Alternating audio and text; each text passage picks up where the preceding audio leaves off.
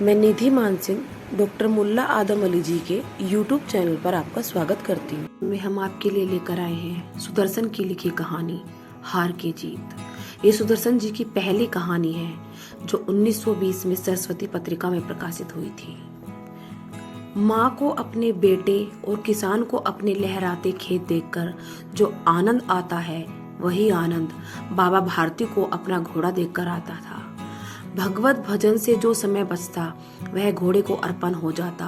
वह घोड़ा बड़ा सुंदर था, बड़ा बलवान। उसके जोड़ का घोड़ा सारे इलाके में न था।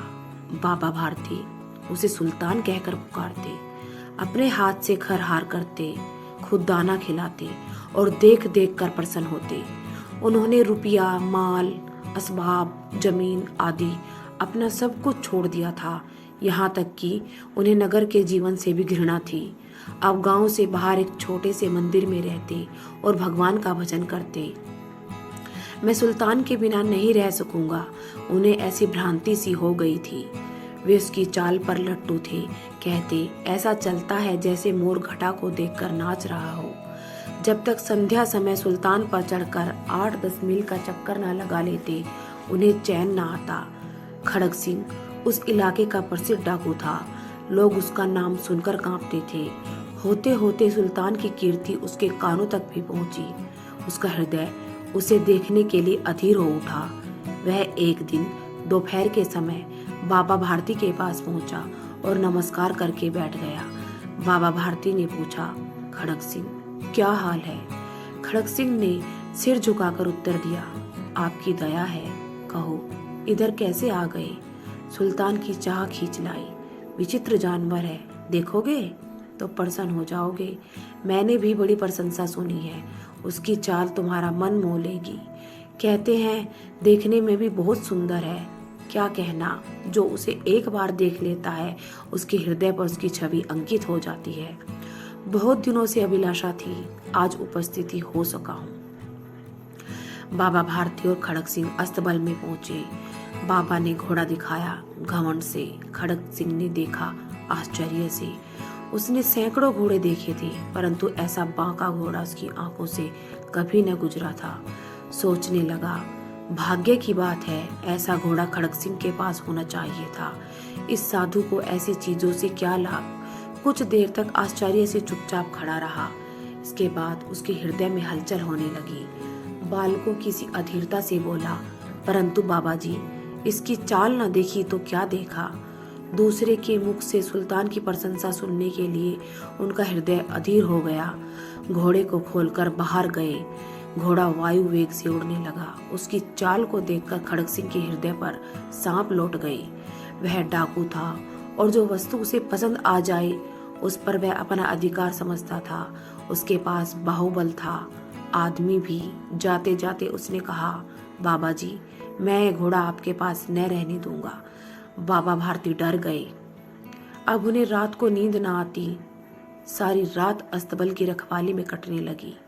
प्रतिक्षण खड़ग सिंह का भय लगा रहा, परंतु कई मास बीत गए और वह न आया। यहाँ तक कि बाबा भारती कुछ असावधान हो गए और इस भय को स्वप्न के भय की नाई मिथ्या समझने लगे। संध्या का समय था। बाबा भारती सुल्तान के पीठ पर सवार होकर घूमने जा रहे थे। इस समय उनकी आंखों में चमक थी, मुख पर प्रसन्नता। कभी घोड़े के शरीर को देखते, कभी उसके रंग को, और मन में फूले न समाते थे। सहसा एक ओर से आवाज आई, ओ बाबा, इस कंगले की सुनते जाना। आवाज में करुणा थी।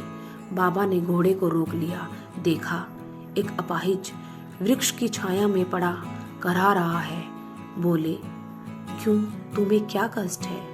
अपाहिज ने हाथ जोड़कर कहा, बाबा, मैं दुखियारा हूँ, मुझ पर दया करो। राम वाला यहाँ से 3 मील है, मुझे वहां जाना है।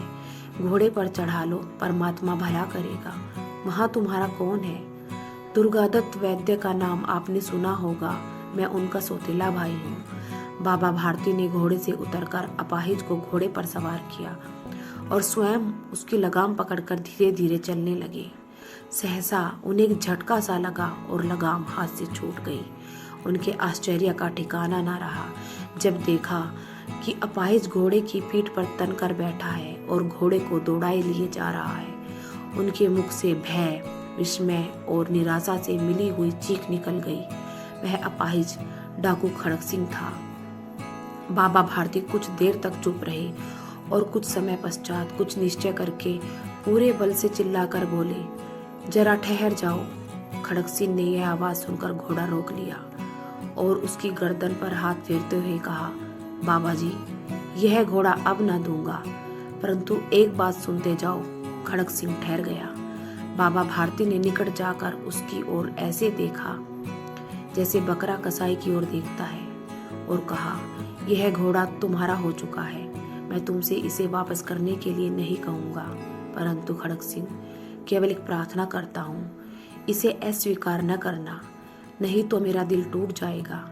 बाबा जी, आज्ञा कीजिए, मैं आपका दास हूँ, केवल घोड़ा न दूंगा। अब घोड़े का नाम न लो, मैं तुमसे इस विषय में कुछ न कहूँगा। मेरी प्रार्थना केवल यह है कि यह घटना को किसी के सामने प्रकट न करना। खड़क सिंह का मुंह आश्चर्य से खुला रह गया। उसे लगा था कि घोड़े को लेकर यहाँ से भागना पड़ेगा, परंतु बाबा भारती ने स्वयं उसे कहा कि इस घटना को किसी के सामने प्रकट न करना। इसका क्या अर्थ हो सकता है? खड़क सिंह ने बहुत सोचा, बहुत सिर मारा, परंतु कुछ समझ न सका। हार कर उसने अपनी आंखें बाबा भारती के मुख पर गड़ा दी और पूछा, बाबा जी, इसमें आपको क्या डर है? सुनकर बाबा भारती ने उत्तर दिया, लोगों को यदि इस घटना का पता चला तो वे दीन दुखियों पर विश्वास न करेंगे। यह कहते कहते उन्होंने सुल्तान की ओर से इस तरह मुंह मोड़ लिया जैसे उनका इससे कभी कोई संबंध ही नहीं था। बाबा भारती चले गए, परंतु उनके शब्द खड़क सिंह के कानों में उसी प्रकार गूंज रहे थे। सोचता था, कैसे ऊंचे विचार हैं, कैसा पवित्र भाव है। उन्हें इस घोड़े से प्रेम था। इसे देखकर उनका मुख फूल की नाई खिल जाता था। कहते थे, इसके बिना मैं रह न सकूंगा। इसकी रखवाली में वे कई रात सोए नहीं, भजन भक्ति न कर रखवाली करते रहे, परंतु आज उनके मुख पर दुख की रेखा तक दिखाई न पड़ती थी। उन्हें केवल यह ख्याल था कि कहीं लोग दीन दुखियों पर विश्वास करना न छोड़ दे। रात्रि के अंधकार में खड़क सिंह बाबा भारती के मंदिर पहुंचा। चारों ओर सन्नाटा था। आकाश में तारे टिमटिमा रहे थे। थोड़ी दूर पर गांव के कुत्ते भौंक रहे थे। मंदिर के अंदर कोई शब्द सुनाई न देता था। खड़क सिंह सुल्तान की बाग पकड़े हुए वह धीरे धीरे अस्तबल के फाटक पर पहुंचा। फाटक खुला पड़ा था। किसी समय वहां बाबा भारती स्वयं लाठी लेकर पहरा देते थे, परंतु आज उन्हें किसी चोरी, किसी डाके का भय न था। खड़क सिंह ने आगे बढ़कर सुल्तान को उसके स्थान पर बांध दिया और बाहर निकलकर सावधानी से फाटक बंद कर दिया। इस समय उसकी आंखों में नेकी के आंसू थे। रात्रि का तीसरा पहर बीत चुका था। चौथा पहर आरंभ होते ही बाबा भारती ने अपनी कुटिया से बाहर निकल ठंडे जल से स्नान किया। उसके बाद इस प्रकार जैसे कोई स्वप्न में चल रहा हो, उनके पांव अस्तबल की ओर बढ़े, परंतु फाटक पर पहुंचकर उनको अपनी भूल प्रतीत हुई, साथ ही घोर निराशा ने पांव को मन भर का भारी बना दिया। वे वहीं रुक गए। घोड़े ने अपने स्वामी के पांव की चाप को पहचान लिया और जोर से हिनहिनाया। अब बाबा भारती आश्चर्य और प्रसन्नता से दौड़ते हुए अंदर घुसे और अपने प्यारे घोड़े के गड़े से झपटकर इस प्रकार रोने लगे, मानो कोई पिता बहुत दिनों के बाद अपने बिछोड़े पुत्र से मिल रहा हो। बार बार उसकी पीठ पर हाथ फेरते हुए, बार बार उसके मुंह पर थपकियां देते, फिर वे संतोष से बोले, अब कोई दीन दुखी से मुंह न मोड़ेगा। इस कहानी से हमें यही सीख मिलती है कि हमें कभी किसी को धोखा नहीं देना चाहिए।